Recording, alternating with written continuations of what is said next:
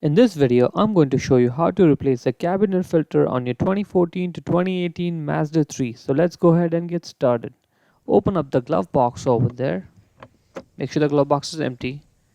Now we need to get that arm that's on the side. We need to get it out. So pull it like that and you can push it in. It's out of the way. Now squish the sides of the glove box and lower it. Out it comes. Now once the glove box is out of the way, right there behind it, that's where the cabin air filter is. Just press it over there and slide it out. And that's your original cabin air filter.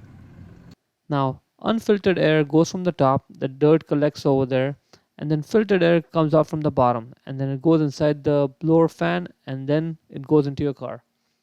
So unfiltered air on the top, filtered air on the bottom. Get the cabin air filter, slide it inside the slot there,